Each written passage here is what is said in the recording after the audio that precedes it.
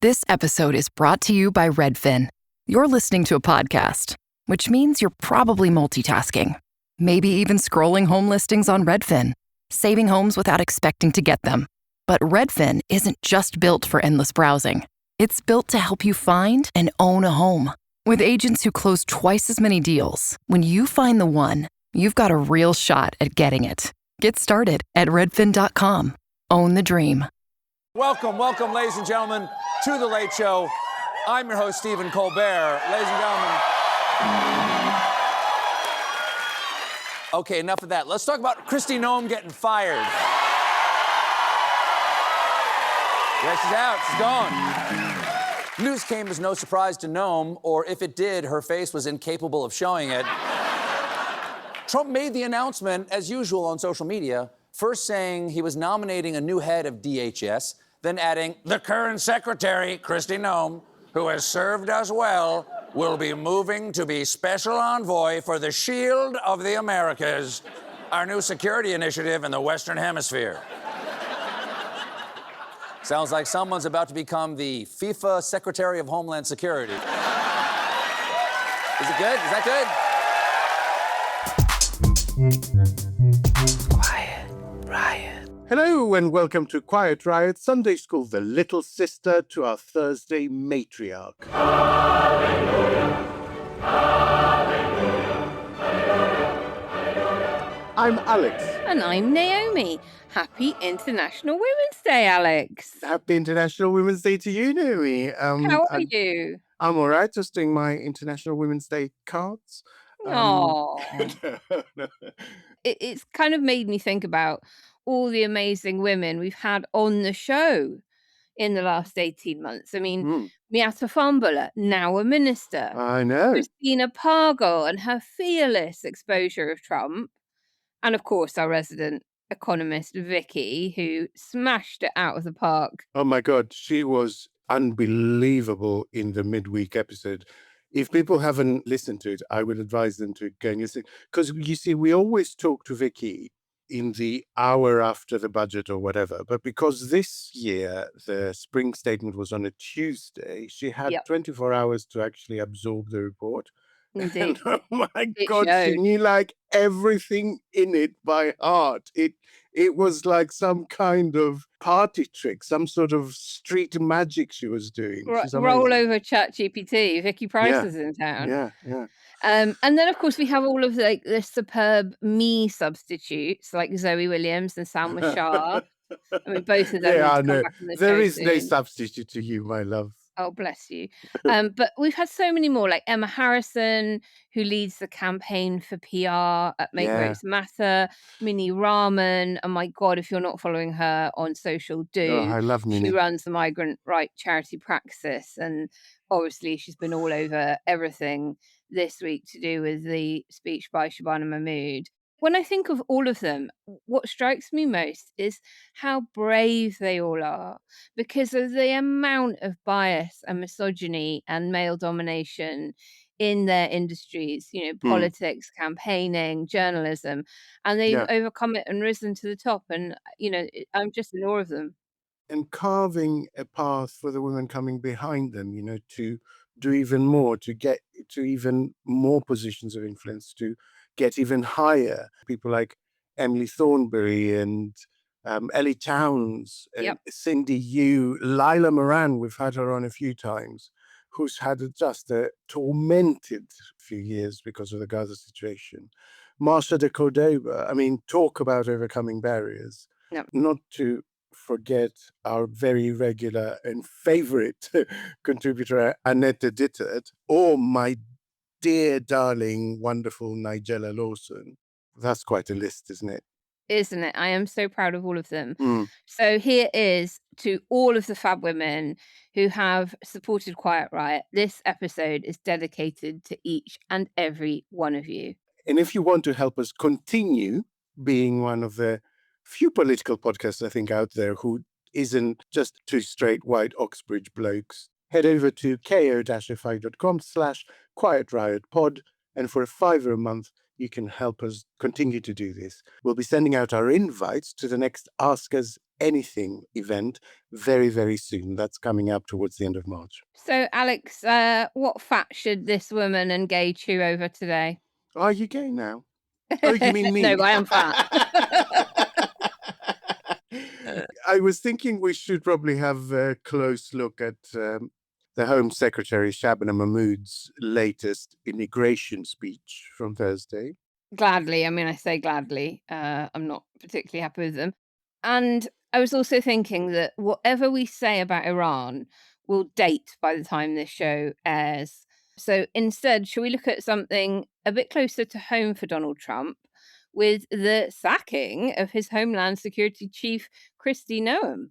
You know, I think the two are not entirely unrelated. It feels like actually quite a pivotal moment for the MAGA movement. I may be wrong, but we shall see. And then, if we've got time, with all the chatter about the Peaky Blinders film release and BAFTAs this week and all of that, can we have a chat about the revered TV series that everyone raves about? And we know we would enjoy, but for some reason have never got round to watching a single episode of. Like, what is top of your binge list coming There is up? one that immediately springs to mind. As there is for me. All right, let's get this baby on the road. Quiet, Riot. There is a particular kind of political speech that tries to do three things all at once: reassure the base, outflank the right, and silence internal critics, all without any of those audiences quite realizing they're watching a juggling act. And Home Secretary Shabana Mahmood tried to deliver exactly that kind of speech on Thursday at IPPR. And I think it deserves some careful unpacking. She arrived at the progressive think tank to announce what she called some of the most significant reforms to migration, both legal and asylum, in a generation. Take all that together, and you find that Labour values applied to our migration sit at neither extreme. They are no invitation to the fairy tale of open borders, as Zach Polanski's revolutionary Green Party demands, and neither are they the nightmare of Nigel Farage, pulling up the drawbridge and shutting out the world, narrowing our proud patriotism into a crude ethno-nationalism. Between those two extremes, there is ample space for a migration system that is fair, but where it needs to be, firm. There can be both compassion and control in a system that rewards contribution and those who play by the rules. And it's the sentence that's doing a lot of work, so is the venue. The headline measures are considerable. Refugee protection will become temporary under a new core protection model. Adults and accompanied children granted asylum will receive an initial 30-month period of leave, replacing the current 5-year grant. And the qualifying period for indefinite leave to remain is going to double from 5 to 10 years, with the changes set to take effect later this year and applying to people already in the UK who have not yet received settled status.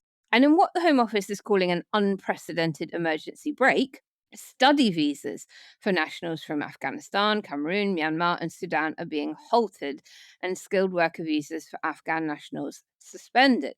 But it's the politics threading through the speech that are perhaps the most striking. Mahmood insisted that restoring order and control at our border is not a betrayal of Labour values, it is an embodiment of them, she said, framing the crackdown as the only way to halt the rise of the far right. But she didn't stop there. She attacked Green Party leader Zach Polanski for pursuing what she called a fairy tale of open borders. And she directly addressed left-wing Labour MPs who want to water down her plans. She repeatedly invoked the phrase more Labour to describe these policies. Whether that framing is wise or whether it exposes a deeper confusion about what Labour actually is right now is exactly what we're here to talk about. Alex, she did this just days after Labour came third in Gorton and Denton, where the Greens' Hannah Spencer won with more than 40% of the vote, and it all got described as seismic by people like John Curtis, and it was the party's first loss there since 1931. So I guess I'm asking you, do people really want more Labour right now? And is that framing going to work? They lost in Gorton and Denton, And that vote went in two opposite directions, to the Greens and to Reform. So is there actually a single policy that could speak to both of those parts of the electorate? I think the first thing to say is that it didn't actually go in both directions. There wasn't some equivalent between the vote they lost to Reform Yeah, and the vote they Tory lost to the vote perhaps Greens. You know, into Reform. Reform is basically, numerically, is what the Brexit Party and the Tories were getting put together in 2019, if that makes sense. And Reform actually came second in our constituency last election in 2024. But I think framing it like that hints at why Labour are getting this wrong, because there is a deep ingrained belief that they're somehow losing votes both to the right and the left, and that their only possible way forward is to try and fall between those two things and walk a line that splits the difference. And I think that's a misdiagnosis, to be honest.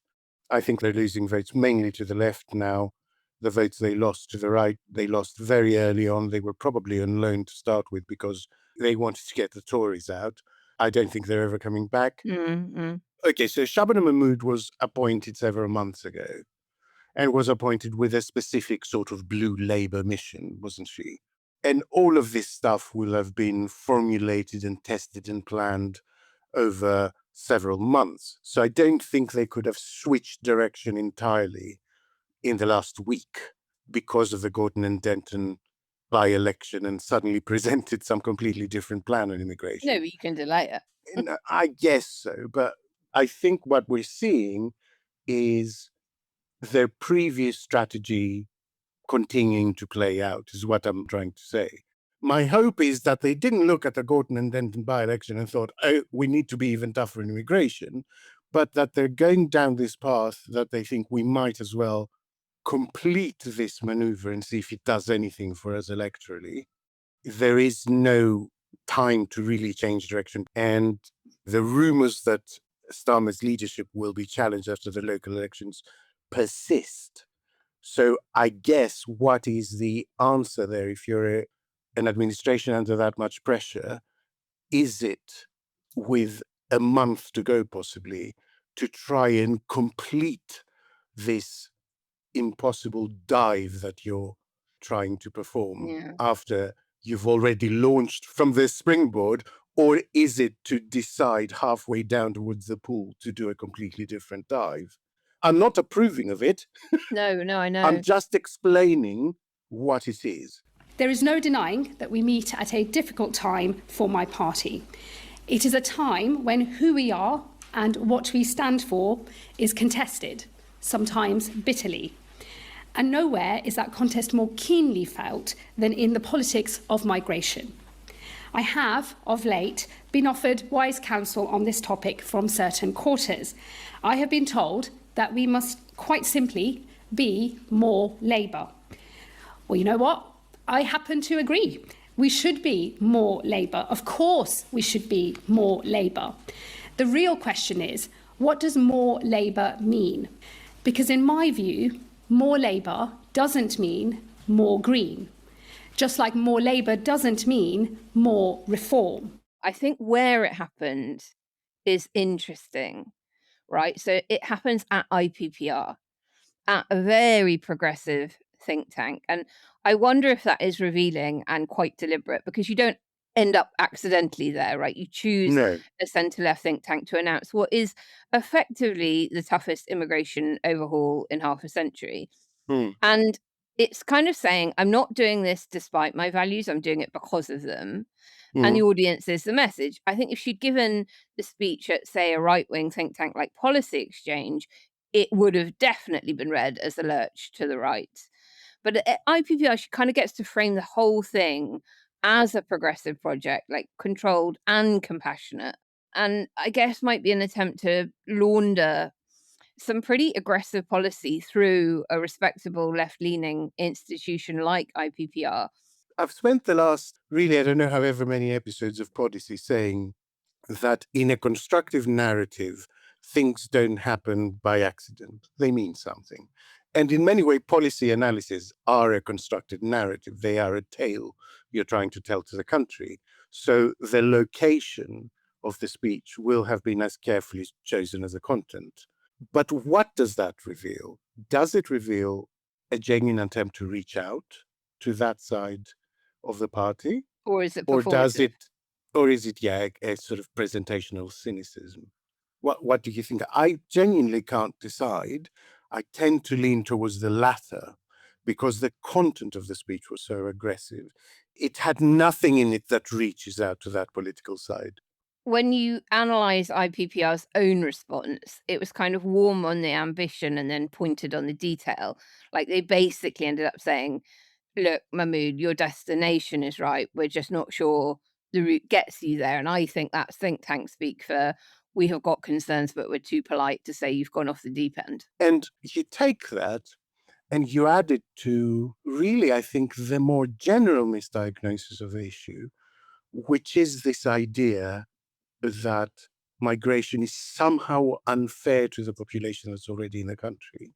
We had a long talk with Vicky on Thursday about how the current economic data, and the thing that's not really being discussed fully about them, is that it shows an improvement, but it shows an improvement in things like GDP per capita and productivity, Yeah. because there's basically a lot fewer people coming to the country. Exactly. And that there is a tipping point, actually, where if you fall below 200K, I think was the point that Vicky identified, if you fall below 200K net, then that turns into negative receipts for HMRC.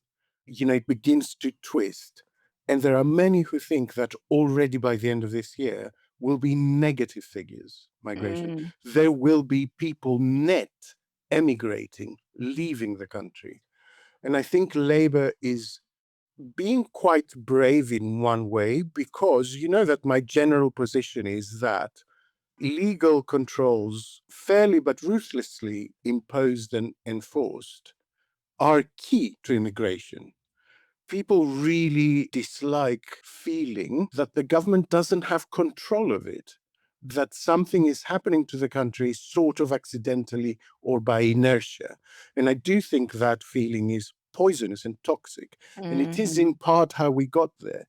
In part how we got there is Boris Johnson's utter cowardice, going to the country promising that he would lower immigration, and then making a very conscious choice to open the doors to nearly 1 million net migrants to counteract the negative effect of Brexit, without making any of the arrangements that were required to increase infrastructure, housing, all the things that you need to go side by side with that increase of population, for people not to feel that immigration is impinging somehow on their life. This is where we are now. And there is a school of thought that if we're not seen to be tough on immigration, then the country will choose effectively people who they think will be tougher on they will be tougher on immigration, but really will do it with dark motives. I don't like that framing. I don't like Labour trying to hold me hostage to them with those kinds of threats. More than that, I think it's philosophically really suspect. The idea that I need to become xenophobic and authoritarian, but only 80%, in order to avoid someone genuinely xenophobic and authoritarian coming in, I think is quite really a dud argument, to be honest. Quiet, Riot. You didn't start a business just to keep the lights on. You're here to sell more today than yesterday. You're here to win. Lucky for you, Shopify built the best converting checkout on the planet. Like the just one tapping, ridiculously fast acting, sky-high sales stacking, champion of checkouts. That's the good stuff right there. So if your business is in it to win it, win with Shopify. Start your free trial today at shopify.com/win. Quiet, Riot. Look, let's get into the detail a bit more. So this 30-month temporary protection model, is being sold as firm but fair. But legally, I think it is quite complicated territory. Like, what would happen to someone whose country is officially deemed safe by a government that has just banned student visas from it? This reveals a big hole in international law. There is no internationally agreed standard for deciding what is a safe country and what isn't. And that concept of a safe country is so central to immigration and asylum law that it really needs to be hammered out at an international level. And can I just Um, dive in there to say, this happening in a week when the FCDO website has updated its travel advice for so many countries, hmm, particularly in the Middle East, but even places like Cyprus, where it's saying terrorist risk threat is extremely high now. hmm. Keep your wits about you. So which is it? I think those two things can coexist. I do. A country might not reach the level where you deem it unsafe for people who are from there and live there, but it still makes sense to tell your own residents probably swerve for the foreseeable future. And that's why I think courts will look at travel advice as a sort of factor when they're deciding whether a country is safe or not in terms of its asylum status. So the Supreme Court, when they were assessing Rwanda, for instance, they did look at the travel advice that the government was putting out. And it was noted that there were periods during the time when they were claiming Rwanda was a safe country that they were advising British citizens Nationals not not to to go. travel Yeah. there. So that was noted. It's persuasive, but it's not definitive, if that makes sense. The more core problem is that we don't have a way of deciding what country is objectively safe and what is not. That's partly because that changes all the time. So it would require an extraordinary amount of international coordination. And it's much easier for countries individually to have a list that's updated by the relevant minister or secretary of Mhm. state. I mean, in the case of the EU, there is a joint list. So there are instances of countries saying we Yeah. voluntarily delegate that bit to a supranational organization. But look at what's happening right now with Ukrainians being expelled by Hungary, even though Ukraine is obviously considered a war zone. It is difficult, but it is also not, right? So she's telling us certain countries are safe enough to send people back to, while slapping emergency brakes on student visas from those same countries because the asylum claim numbers from them are so high. Afghanistan, Sudan, Myanmar, as I said earlier. And so the government's position is simultaneously these countries produce so many asylum seekers, we're banning their students from coming here. And these countries are safe enough to remove people too. And I don't think you can hold both of those positions with a straight face. And I think the legal challenges then end up writing themselves. Like any competent immigration barrister is going to be citing the visa ban in court as evidence that the government's own assessment of safety is at a minimum completely inconsistent. And firm but fair, like, just then becomes a nice slogan, but firm but internally contradictory is a much harder sell to a judge. I agree. For what it's Yeah, worth, I know you do. I it's know a you do. complicated area, but on the general principle, I think you're right. We saw that again with Rwanda. The Supreme Court issued a very long, very considered, very deliberate judgment on that case. Mhm. We're very careful not to make general rules to say that we're looking at this in the context of these cases. But for instance, the court found that because Rwanda didn't provide sufficient protections against what is called refoulement, which is the risk that someone will then be sent on to another country, if Yeah. that makes sense. So because that country didn't provide sufficient protection for those asylum seekers to then not be deported back to their country of origin, they deemed Rwanda not a safe country. So it's very broad, it's very fact dependent, and it will be a difficult one to judge. What I'm reading between the lines, and I hope I'm wrong, I really do hope I'm wrong, but I think behind what is going on with that small list of countries where the visas are being severely restricted, I think the government either has intelligence or is paranoid that because of what Trump is doing in the Middle East Terrorism is right going to now, skyrocket. there's going to Yeah. be a big spate of terrorist cells being basically dispersed. Of course there are. Of course there are. And they've identified those countries, and especially the student visa regime, I think, as if I were the Iranian theocratic regime and wanted to do some damage, where would I funnel people through? It might be the student scheme for Afghanistan. And I think that's why they're imposing such strict controls. I hope it is temporary. I hope that as intelligence improves, then that will be relaxed considerably, because at the moment it's creating some truly, truly bizarre incentives. So I had a friend write to me from inside the university. They would rather not be named so that the university is protected. But they were saying that they're running scholarships specific to those countries. Yeah. The government is paying specifically, especially for women and girls, to come from those countries to study here, and at the same time saying complete moratorium on student visas. Yeah. So what is the policy? And as Home Secretary, you can't not notice. And there are over 100 backbench MPs prepared to go head to head with her on this when it comes to Parliament. Maybe that is what should happen. Maybe that is the healthy way for a democracy to resolve this kind of issue, for MPs to start acting a little bit independently of the whip and handing out defeats to an executive that is overreaching in this way. Now, Naomi, that's not the end of the problems of this policy, right? Sundar Katwala's thoughts on immigration issues are often worth paying attention to, and he spotted something pretty gobsmacking in the government's plans. Can you tell listeners about it? Yeah, I mean, I think it's probably the sharpest critique of the whole package, and it's that in the £10 billion lifetime cost argument, he's pointing out that if the settlement window just shifts from 5 years to 10, the cost is deferred and not eliminated. He's kind of forcing an honest answer that the government absolutely does not want to give. Like, if your goal is genuinely integration, people becoming settled, contributing, paying tax, building a life here, then pushing the settlement window back to 10 years does not save you money in any meaningful long-term sense. The cost just moves, right?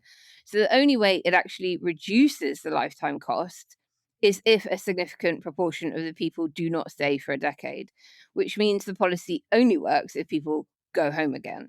And that means the stated aim of the policy is to get people to leave, even people whose asylum claims have been accepted. And that is a very different thing from what Mahmood is saying publicly. And I think it puts her in quite an awkward position, because she can't say that out loud because it sounds so brutal, but also she can't deny it because otherwise the numbers don't add up. And so what Sundar Katwala is essentially doing is pulling back the curtain and finding that the wizard is just hoping everyone has gone home. So basically, the government is using the sort of the lifetime cost Yeah. of a migrant to calculate its savings from putting that migrant off staying. Is that Or is giving that them the what's 10 going grand on? to bugger off home. Yeah.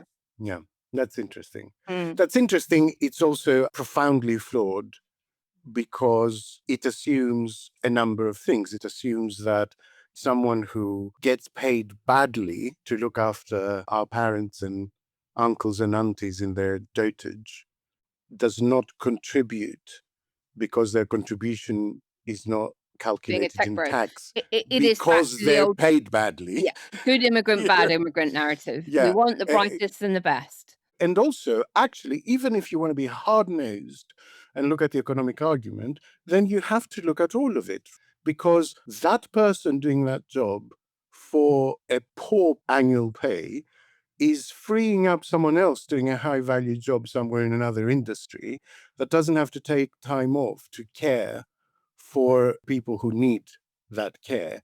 I've never seen that calculation happen. I have never seen the simple calculation of how much economic capacity, how much GDP does that poorly paid person working in an old people's home free up from the family and relatives of that person by releasing them from constant caring responsibilities. And that Absolutely. is, I think, a calculation that's worth looking at. And the second fundamental misunderstanding of it is that it assumes migrants' lives are linear. People's lives, including migrants, are not linear. No. Someone might come here and start by working as a waiter and end up owning a massive business that employs thousands of people. Or coming over here, sleeping on people's sofas and ending up running a very good podcast. There were staging posts en route that would have made me even a higher tax contributor, maybe. But yes, that's the point. I came, I worked as a waiter, and then I worked in a hotel because I knew languages and that's the industry I knew, while saving money to go and read law and read economics and then do a much better paid job. People's lives are not linear. You cannot assume that because someone is coming both ways, actually. You cannot assume that because someone is coming as a high-value IT engineer, that they're not going to fall on hard times or become an alcoholic and need loads of medical care, nor should it matter, because the point is that the safety net is there for everyone. Another thing he asked about or observed was Mahmood comes from a very diverse constituency, right? Mm. And the aggregate data on ethnic minority voters, especially South Asian Muslim, Ashirs, and Black British communities, shows they're actually much more pro-immigration and sympathetic to refugees than the general population. You've got around 1 million people directly affected by the settlement changes. So he asks, is Labour sleepwalking into alienating another part of its traditionally loyal voter bloc? Again, it's really dangerous to make assumptions about any block of voters as if they're a homogenous entity. But I guess what the government is doing, I think, is it's trying to aim for a sweet spot, because I get the feeling that because immigration has been splashed on so many front pages, and because both the Conservatives and Labour made the mistake of accepting it as the battleground, it's become ingrained, I think, in people's mind as a problem, as an issue, because no one really in the mainstream made the arguments for it at any point. And so they're assuming that even diverse populations of an ethnic background will be in favor of immigration in principle, but also think that it went too far recently, which I don't think is an unreasonable position, right? I don't think the immigrants are to blame for that. And that is, in my view, what the government is never making explicit and clear enough. They target all of these policies at immigrants instead of targeting them at a system of immigration which is profoundly rotten. And so I find myself in agreement with the principle that the system needs radical reform. I find myself in agreement with the position that there was too much immigration with too little planning in the last decade. I find myself in agreement with the proposition that law and order, due process, and an active enforcement of those things is absolutely key to a population accepting immigration, because they feel that it's something that you're doing deliberately in a controlled way rather than something that is runaway. So I agree with those three principles, which are what moves this policy. But I find myself distrusting Labour's motives. Quiet, Riot. Quiet, Riot. She was one of the most visible faces of the Trump revolution. Indeed, her hat is the only man-made garment visible from space, except when Trump is wearing socks.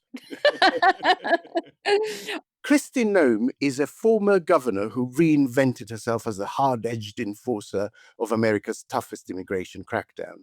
Noem arrived at the Department of Homeland Security riding a wave of MAGA enthusiasm. She clearly believed herself to be, and actively marketed herself as, one of the possible heirs to the MAGA movement.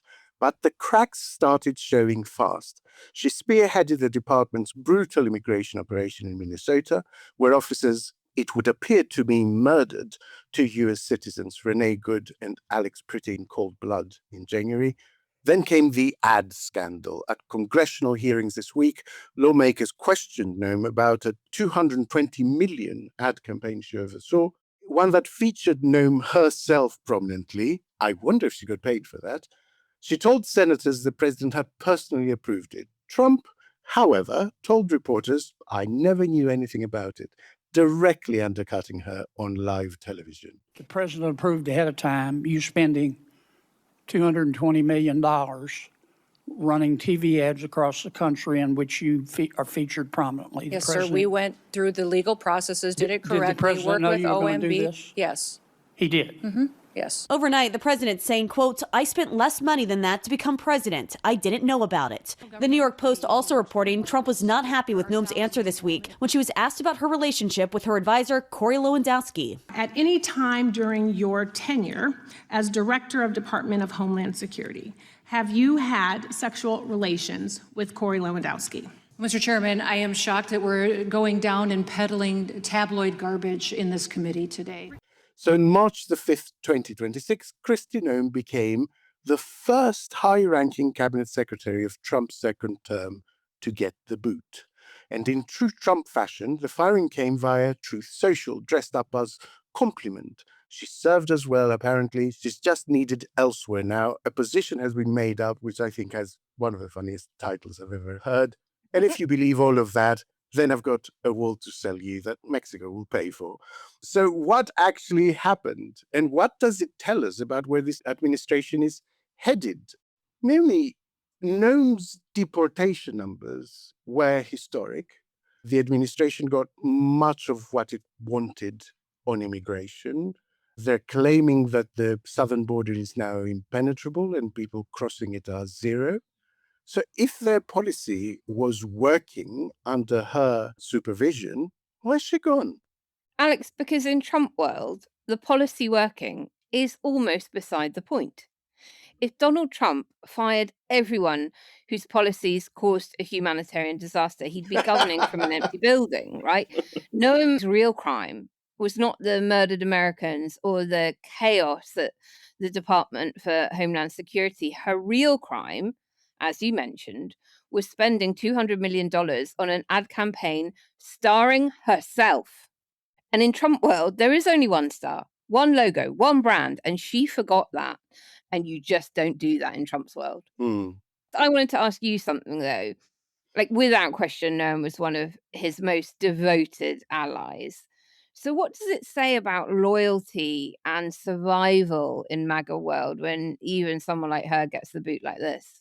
It says what it's always said. The fact that she is the first sacking is what is notable here, because in his first term, we were counting things in Scaramucci's. Oh, yeah. As you might remember, because there was no loyalty. It didn't matter how devoted an ally you were.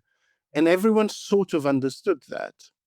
And what's been really notable in Trump 2.0 is that it has survived by not offering a single scapegoat. Yeah. From the lowliest ICE thug that shoots a soccer mum in cold blood to the highest Secretary of State, regardless how big the scandal, how obvious the transgression, the attitude was almost one of the royal family here in previous decades. Never apologize, never explain. I find myself asking, is this a crossing of a Rubicon? Because it shows that there is a limit and it weirdly displays weakness. Like, if the opposition can claim one scalp, why not concentrate on the next one now? How will people like Pam Bondi be feeling right now? She's under fire. She's looking at potentially interesting legal situations affecting her personally, I mean. She has the lowest approval ratings among MAGA supporters, according to a poll done by Turning Point. This is not some lefty think tank looking at this. So is she going to be feeling now that she can breach court orders with impunity and will be protected? Or is she going to be starting to think, oh, shit, if at some point I become inconvenient, he's going to hang me out to dry? I completely agree with you, Alex, because to me it says there is no loyalty in MAGA world. There is only proximity to Trump and the daily question of whether you are making him look good or bad. And Kirsti Noem spent years auditioning for that role. Like, she shot her dog. She wrote a whole book about shooting her dog. She went to El Salvador and posed in front of prisoners in a cage like it was a gap year photo. She did absolutely everything. And then she got fired on Truth Social with a press release that was basically like a participation trophy. And so I think the lesson for Pam Bondi and every other cabinet member is pretty simple. You're a temp. You are all temps. And the agency can pull your contract at any time. Let's switch to looking at people who might be feeling more safe. People like Pete Hegseth, who has, he's got the highest approval rating among MAGA voters in that Turning Point poll. You don't want to get too high. Trump won't like it. Exactly. But he's loathed by swing voters, and his ratings might make him less safe in Trump world.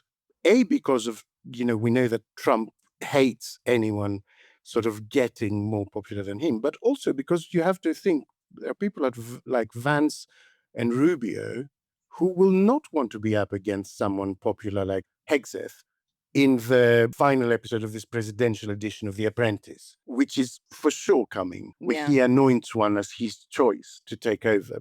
And so there may be quite a lot of internal briefings beginning to come as well.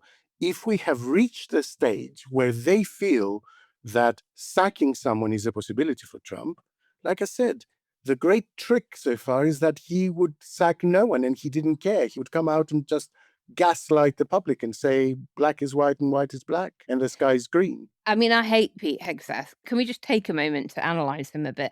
This is Pete Hegseth, who was confirmed as Defence Secretary by the narrowest possible margin.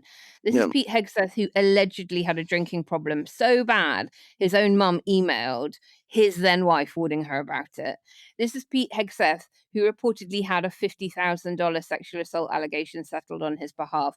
Pete Hegseth, who installed a TV in his Pentagon office so he could watch Fox News more comfortably while theoretically running the world's most powerful military. Like, he has surely been the guy that is only one bad news cycle away from being cooked. But he is also, in many ways, like the perfect distillation of the MAGA spirit.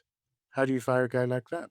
Why do you fire a guy like that? Do you fire him for watching too much Fox when all your voters do exactly the same? Do you fire him for being thoughtless and immature in his approach to foreign policy when all your voters are exactly the same? Do you fire him for his past transgressions with women, which again is one of your main selling points to your chauvinist voters? So that's the difficulty. Yeah. Should we talk a bit about who is going to replace Kirsti Noem? Yeah, you've been looking at Oklahoma Senator Mark Wayne Mullin. I still can't get used to the idea that Mark Wayne is a single word, by the way. A man whose parents gave him two first names and he responded by becoming twice as aggressive as a normal person. I know, but he's not Mark Wayne Mullin. He's Mark Wayne Mullin. Mark Wayne. Trump loves him, apparently. He loves watching him on TV. He basically gets the same mandate. So do you think we're heading for better or do you think we're heading for worse? I think they've turned the font on the letterhead and that's about it. Like, the deportations continue, detentions continue, ICE is still going to show up at schools and hospitals. And I just don't think calling it a course correction immigration is anything other than fantasy, because that would be like saying McDonald's had a health revolution because they switched to a different clown. Like, if Trump were genuinely responding to public alarm, you would expect a pause, some acknowledgement, anything. But instead, he's just replaced her with a man who tried to start a fistfight in a Senate hearing. So if anything, I think the vibe is escalating. But you hawk the MAGA who's who much more closely than I do. So, who is Mark Wayne Mullin? And should we be more or less worried? My sense is that we are heading for a softening of the policy, actually. I know the public reasons for which Kirsti Noem fell, but I don't think she actually fell because of incompetence or the ad campaign or whatever. I think she fell because what she was doing went too far even for MAGA. And we were seeing people expressing a little bit of concern, especially when the gun lobby came out against them and said, you can't just shoot someone because they're carrying. That went very wrong very quickly for a very key segment of Trump's constituency. And I think even more unforgivably because it consistently took the spotlight away from Trump.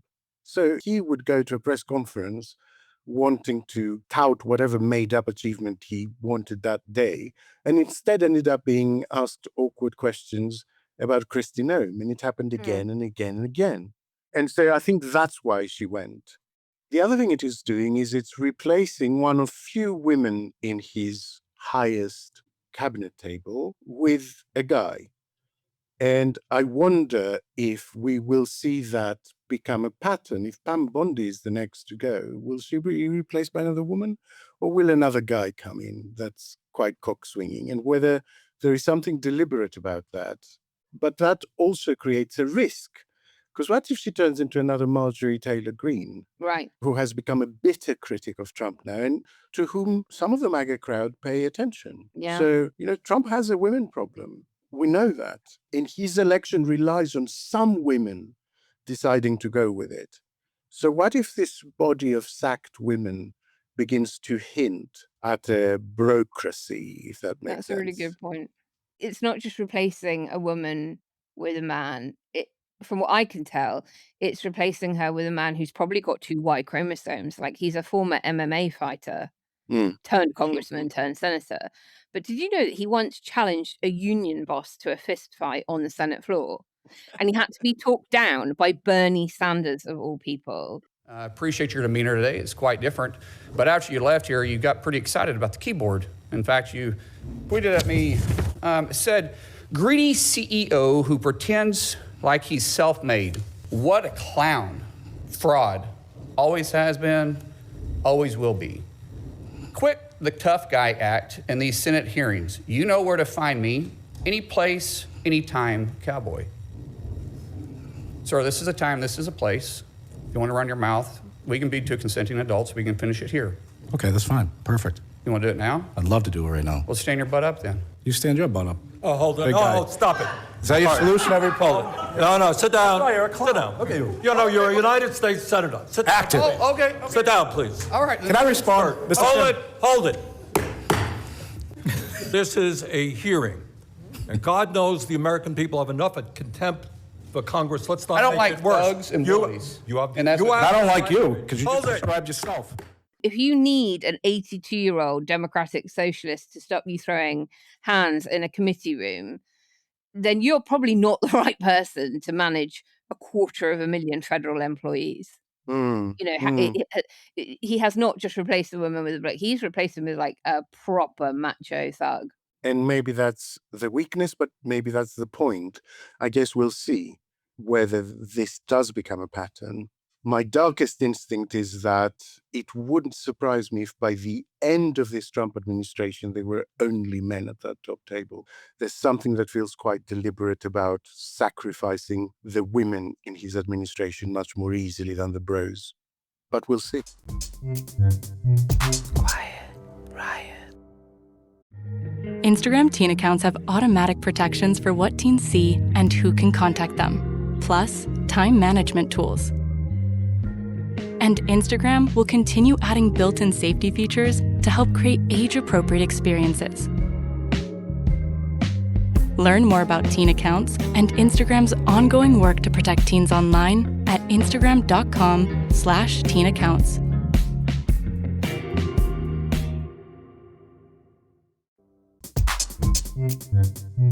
Quiet Riot.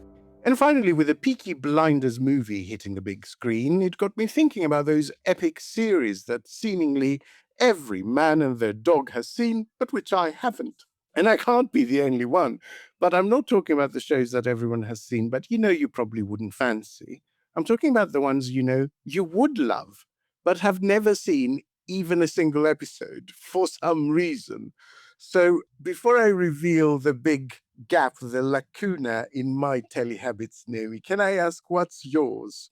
The Wire. I knew you were going to say that. I know. And look, for some reason, I knew. You just knew it in your bones. Right. Okay. Look, for someone who hosts a political show and runs a political campaign, as someone who spends their days thinking about power, institutions, corruption, bureaucracy, and that gap between what politicians say and then what they do, it is surely insanity that I have never seen a single episode of The Wire. Not one. God damn.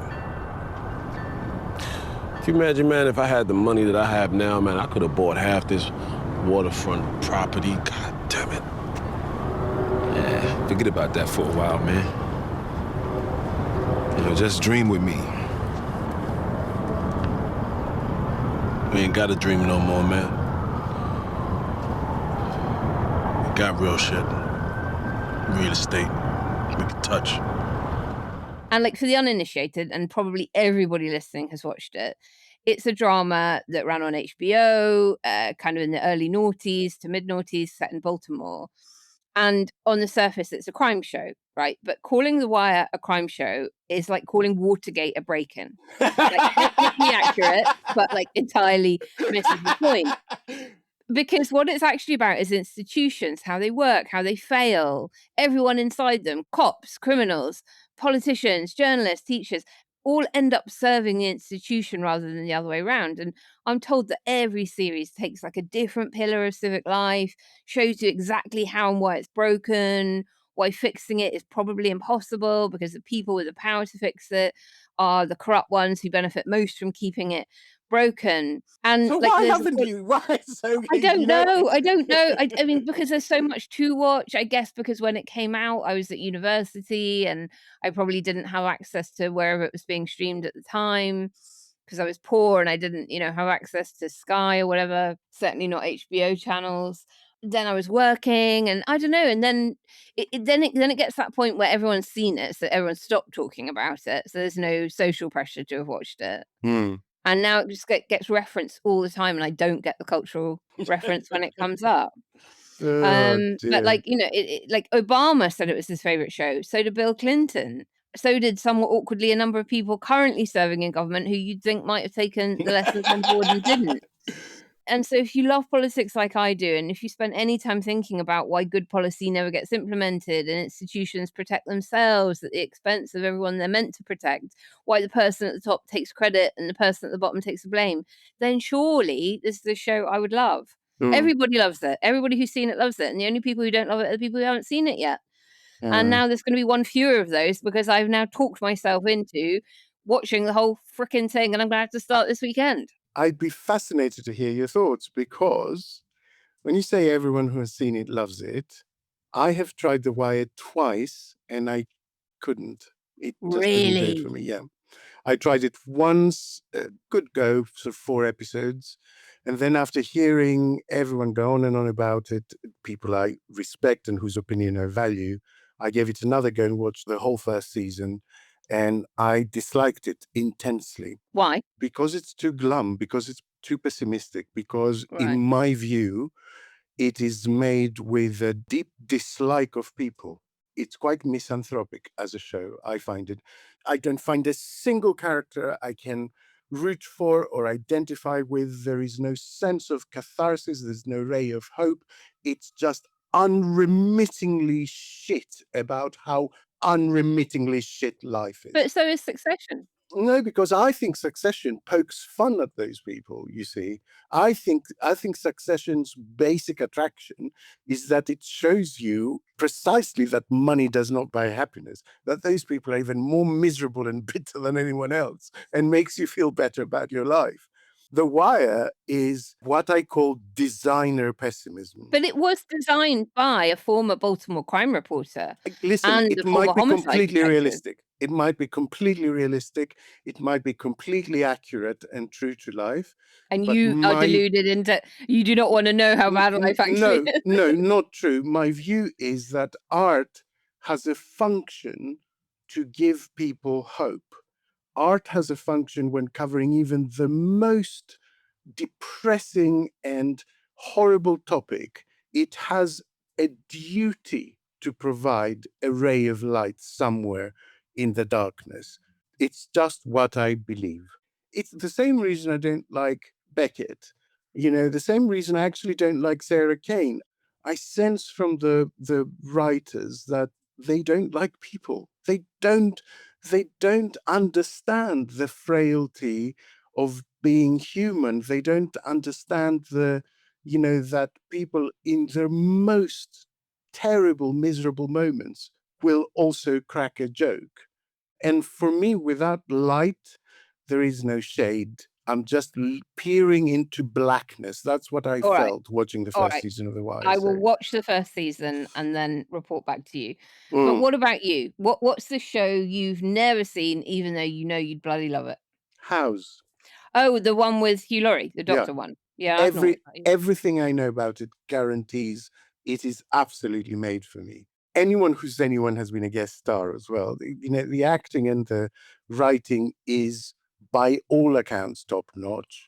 It is a hybrid murder of the week, disease of the week, mystery of the week, procedural, essentially, which is right up my street. I just love those shows that establish a pattern and interesting personalities and an overall arc, but they also have a completely different thing each week that is resolved within that episode. Do you know what I mean? Yeah, and there are 177 episodes. It is Sherlock Holmes derived. That's why he's called House. Did you know that? House no, I didn't. Holmes. His sidekick is called Wilson, as a nod to Watson. And actually, his address in the States is Baker Street.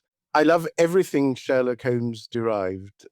It's a character that always gets me. And I haven't watched it for exactly the same reason you've never watched The Wire. There's too damn much of it. And I know, and I look at it and I know this is a show I'm going to love. And I know if I get into it, basically, there goes the next 10 days. Well, it's 8,850 minutes that you'll have to get through. 8,000, oh God, I'm useless at trying to fathom. What's that in hours? That's about probably about 150 hours. 130 hours. 150, I think. Yeah. You better crack on with it. Yeah. TikTok. Right. So you're going to give a few episodes of The Wire a try this weekend, and Okay. I'll do a few episodes of House. How's that? All right, deal. Right. And we'd love you to write in or, respond to us on Blue Sky and tell us what the show you know you're going to love, but just haven't come round to watching is.